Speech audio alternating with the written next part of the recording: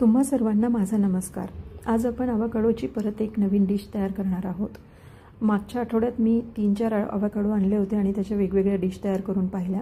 मागच्याच व्हिडिओमध्ये मी avocado toast देखील तयार केलेले आहे, ते देखील तुम्ही पाहिले नसेल तर नक्की पहा।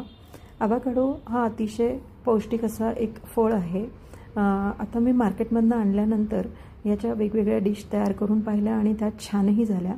तुम्ही देखील ही डिश नक्की तयार करून पहा। अवाकाडो अशा प्रकारे कट करून त्यातली बी काढून साल काढून घेतले आणि त्याचे छोटे छोटे फोडी तयार करून घेतल्या। त्याला स्मॅश केलं आणि लगेचच त्यावर लिंबू पिळला। लिंबू पिळण्याचं कारण नाही तर मग काय होतं की हे काळं पडायला लागतं। लगेचच लिंबू पिळल्यामुळे हे अवाकाडो अगदी हिरवं आणि फ्रेश राहतं। त्यानंतर आपल्याला कांदा, कोथिंबीर, टमाटा कट करून घ्यायचा आहे।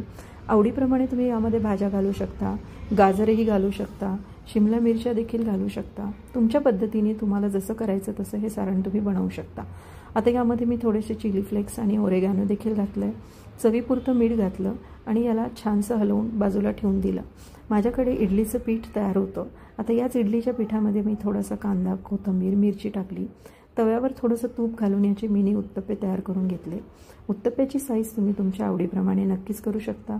आता मला छोट्या उत्तप्प्यांवर कम्फर्टेबल वाटलं म्हणून मी यावर हे सारण टाकायचा प्रयत्न केला आणि हा प्रयोग करण्याचा प्रयत्न केला। ही रेसिपी मी कुठेही पाहिली नाही, मनानेच मी तयार करून बघण्याचा प्रयत्न केला। आता या मिनी उत्तप्प्यांवर मी अवाकाडोचं सारण घातलं आणि चीजच्या छोट्या छोट्या पट्ट्या तयार करून घेतल्या।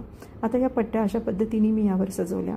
डेकोरेशनसाठी मी यावर सॉसचे छोटे छोटे डॉट दिले आणि खाण्यासाठी अतिशय उत्कृष्ट लागणारी ही डिश अतिशय पौष्टिक आहे।